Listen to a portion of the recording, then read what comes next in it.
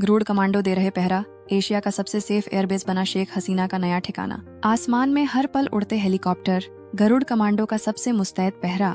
इस समय हिंडन एयरबेस पूरी तरह से भारतीय वायुसेना की निगरानी में आ चुका है।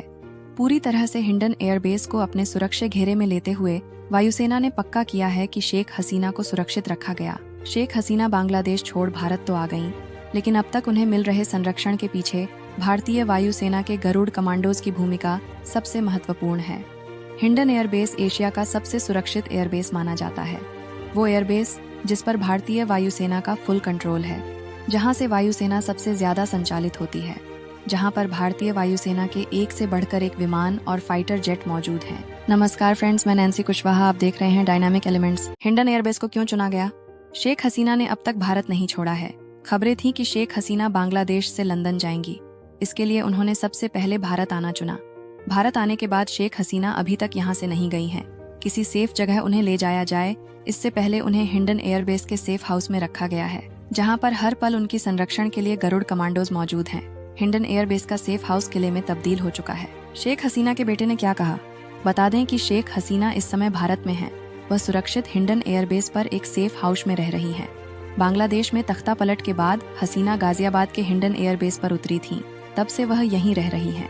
लेकिन इस दौरान खबर सामने आ रही है कि वह अपने रहने के लिए सुरक्षित ठिकाने की तलाश कर रही है।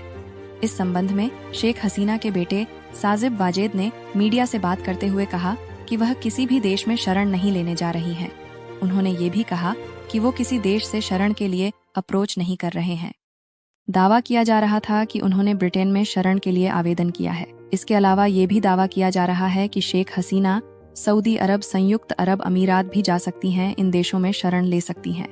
हालांकि इन तमाम अटकलों के बीच अभी तक यह साफ नहीं है कि वह किस देश जाएंगी या भविष्य में भारत में ही रहेंगी। कई रिपोर्ट्स में ये बात भी सामने आई है कि अमेरिका ने उन्हें शरण देने से इनकार कर दिया है।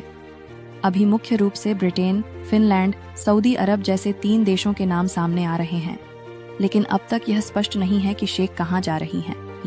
बांग्लादेश की स्थिति क्यों हुई खराब? बीते कई महीनों से देश की स्थिति खराब हो रही थी, क्योंकि आरक्षण के खिलाफ हिंसक प्रदर्शन हो रहा था। मामला तब और बिगड़ा जब सरकार ने प्रदर्शनकारियों पर सख्ती दिखाई। उनके इस्तीफे की मांग को लेकर हुए इस विरोध प्रदर्शन में 106 लोगों की मौत हुई। वहीं विद्रोहियों ने उनके आवाज में घुसकर तोड़फोड़ भी की, जिसके कारण उन्हें देश छोड़कर भागना पड़ा।